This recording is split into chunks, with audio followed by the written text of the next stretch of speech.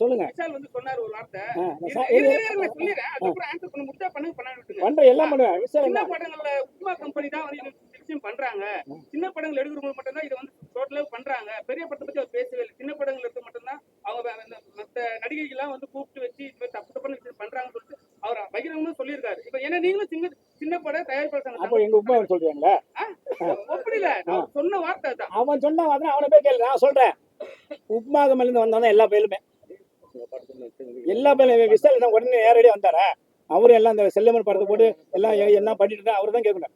விசால் சொல்றது உப்மா கம்பெனி மிகப்பெரிய முட்டாள்.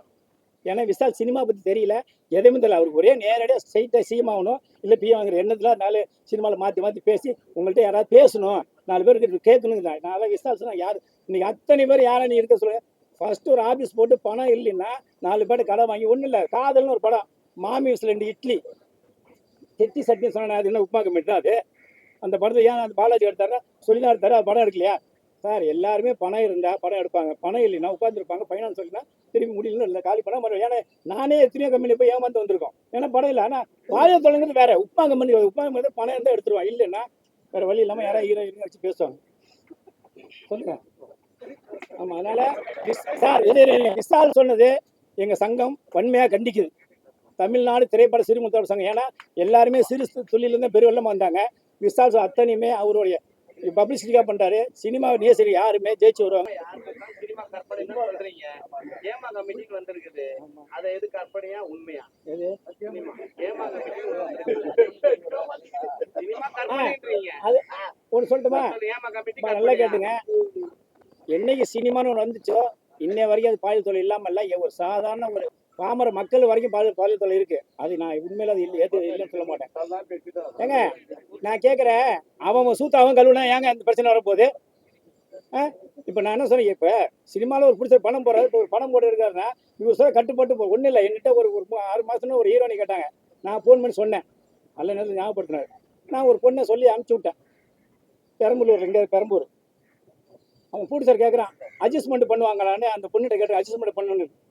அந்த பொண்ணு உடனே என் ஃபோனில் பண்ணிச்சு, அதெல்லாம் நீ பண்ணாதம்மா, உனக்கு அப்படிலாம் நீ ஹீரோ நடிக்க வேணாம் அப்படின்னு சொன்னேன். இது எல்லா பேரும் சொல்லுவானா? நான் சொன்னேன். ஏன்னா பெண்கள் வளர்ந்ததுக்கு அப்புறம் 1000 சொல்லலாம். ஃபர்ஸ்ட் கஷ்டப்படும் போது அவனுக்கு அவன் தான் ஹீரோனி ஆக்குறான், அவன் தான் வாழ்க்கையை கொடுக்குறான், அவன் தான் பெரிய ஆளாக்கி அதுக்கப்புறம் நீ ஸ்டார் ஆனதுக்கப்புறம் ஒரு பேட்டி கொடுத்தா அதை வச்சுக்க மாட்டேன். ஆரம்பத்துலேருந்து உங்களோட வளர்ச்சி ஆகியதுக்கு அப்புறம் இப்போ சொல்ல. இப்போ நானும் ஒரு 89 நானும் எல்லா வேலையும் பார்த்தா வந்தேன். மாமேல ஒன்று தான் பார்க்கல, மற்ற எல்லா வேலையும் பார்த்தோம் சினிமாவில். அதனால சொல்லிட்டு இருக்க முடியுமா? சொல்லுங்க. சினிமாவில் எல்லா வேலையும் பார்த்துட்டு வந்தோம். நான் அங்கே அக்கா தான் கூட்டு கொடுக்கல, தங்கச்சி கூட்டுக்கல, அண்ணன் யாரையும் கூட்டு கொடுக்கல. ஆனால் சினிமாவில் கஷ்டப்பட்டு வந்தோம். அது வந்து தானே வர முடியும். ஏன்னா கஷ்டப்படாமல் யாரும் மேலே வர முடியாது. சினிமாங்கிறது அந்த ஏமாந்துறாங்களா, அதெல்லாம் வந்து அதை ஏற்றுக்க முடியாது. காரணம் கேட்டால் நீங்கள் எதுக்கு போறீங்க? அவன் கூப்பிட்றான்ல, ஏன் போற? பல்லண்டு போ, அதோட வேற வேலையை போற, வீட்டு வேலையை பாரு, எவனே கல்யாணம் பண்ணி போய் குடும்ப இடத்துல அவசரம் விவசாயம் பண்ணு. ஏன் சினிமா வர? எதுக்கு சொல்லி எப்போ பாலியல் சொல்லிக்கல சினிமாவில்? எதுக்கு வர்ற? எதுக்கு வர்ற நீ? ஓ அப்பயே எல்லாம் பிடிச்சி போலீஸ்ல பிடிச்சிக்கோ, அப்பயே சொல்லு. எல்லாத்தையும் வாங்கிக்குவேன், காரை வாங்கிக்குவேன், வண்டி வீடு வாங்கிக்குவேன், பங்களா வாங்கிக்குவேன், ஆடியை வாங்கி, அப்பா வாங்கி, எல்லாத்தையும் வாங்கி கடைசியில் பாலியல் தொல்லை பண்ண. என்னப்பா எவன்டா ஒரு ரீலு? இதை நான் ஏற்றுக்க மாட்டேன். நான் 35 வருஷம் சினிமாவில் எல்லாரையும் பார்த்து வந்தேன். அதை யாராலையும் தடுக்க முடியாது. எந்த அரசாங்கம் தான் தடுக்க முடியாது. வடகொரிய சிங்சாங் வந்தால் கூட தடுக்க முடியாது. நன்றி.